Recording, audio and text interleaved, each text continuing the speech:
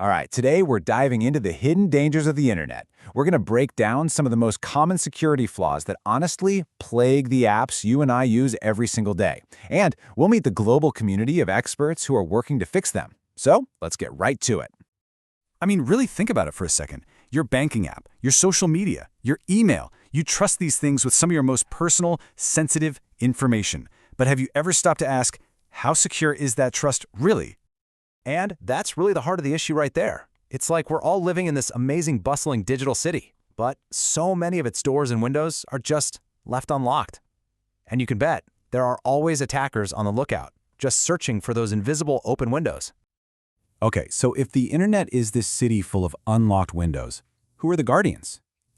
Who's out there helping developers find and fix these critical flaws before the bad guys can exploit them? Well, let's meet the Digital Neighborhood Watch. And that brings us to OWASP. Now, OWASP stands for the Open Web Application Security Project.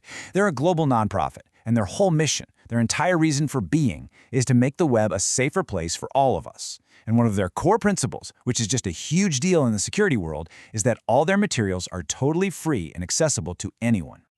Now, to be clear, they aren't some kind of internet police. It's much better to think of them as a global community of security experts, kind of like a neighborhood watch for the entire internet. Their job is to shine a bright light on the dangers so that everyone, developers and users alike, knows how to protect themselves. So how do they help everyone focus on what really matters? Well, OWASP creates this super famous, really important list. You could almost call it the web's most wanted list for digital dangers. And that list is the OWASP Top 10. It's basically a guide for developers that gets updated regularly, and it highlights the 10 most critical and widespread security risks out there. This thing is an absolutely essential roadmap, helping them prioritize what to fix first. Now, we're not going to go through all 10 today, but let's look at a few of the biggest ones just so you can get a feel for what we're talking about.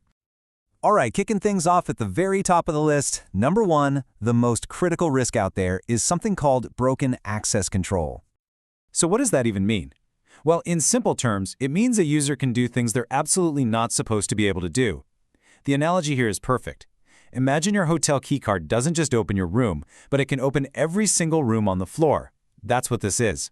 An attacker could get into other people's accounts, or even take over as an administrator, and sometimes it's as simple as just changing a number in the web address. So how do you fix it? Well, you have to lock every single door, digitally speaking. Developers need to use secure digital keys, they're often called tokens, for every single action a user tries to take. And the system has to be built to constantly check, does this person's key actually match the door they're trying to open? Okay, let's jump down the list to another classic vulnerability. This one's at number 3, injection. Now this one is pretty sneaky. Basically, an attacker finds a place where they can enter text, like a search bar or a login form. But instead of typing in their name, they type in a piece of malicious code, a secret command. And if the application isn't careful, it runs that command. It's just like the slide says, it's like figuring out a secret code to make a vending machine give you all the snacks for free. Except here, the snacks could be the entire database of user information. The defense here is actually pretty simple in concept, but it's so important. The golden rule is never ever trust user input. Every single piece of data someone submits has to be checked and cleaned, or sanitized, as developers call it, before the application ever tries to process it. All right, next up, let's talk about what is hands down the single most common issue on the entire list, and that is security misconfiguration.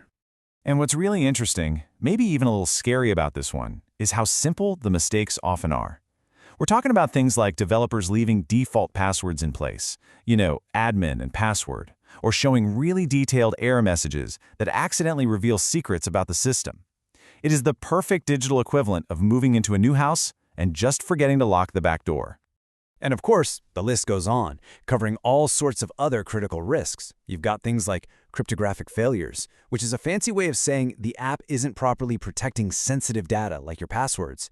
Then there's using vulnerable and outdated components. I mean, that's just like building a brand new house, but using old, faulty bricks that could crumble at any moment. It's just asking for trouble. Okay, so I know this all might sound super technical, right? But I promise you, it has a very direct, very real impact on your daily life online. Let's talk about how. This is where it all clicks into place for you. Every time an app nags you to set up two-factor authentication, or forces you to create one of those super complex passwords. Well, that is a direct defense against the exact kinds of risks we've been talking about, the ones on the OWASP list. Think of those measures as your personal shield against these vulnerabilities. But if you want a number that's truly chilling, check this out. It takes on average 200 days for a company to even realize an attacker is inside their system. 200 days! That's nearly 7 months where a hacker could be poking around undetected. And this is exactly why a huge part of the OWASP guidance is about security logging and monitoring. Because, let's face it, you can't fight an enemy you can't even see. So, I know the picture might seem a little bleak after hearing all that, but the work that OWASP does, it's not about fear. It's really all about empowerment and about creating a clear path forward. And this quote, I think, really gets to the heart of their mission. Because they make all of this critical knowledge freely available, OWASP is essentially democratizing security. They're giving every single developer out there, whether they work for a massive corporation or they're just a kid coding in their bedroom, the exact same tools they need to build safer applications. And that's the real takeaway here. Web security isn't just a developer's job. It's on all of us. The more we, as users, understand these risks, the better we can be at choosing services that take security seriously. We can demand better protection for our data. Because building a better, more secure web, that's a responsibility we all share. Because look, the threats are constantly evolving. That means our defenses have to evolve too. The OWASP top 10 list isn't static. It's going to change again. So I guess the real question we're left with is this. As our digital world gets more and more complex, what new vulnerabilities are just over the horizon, and how are we going to prepare for them?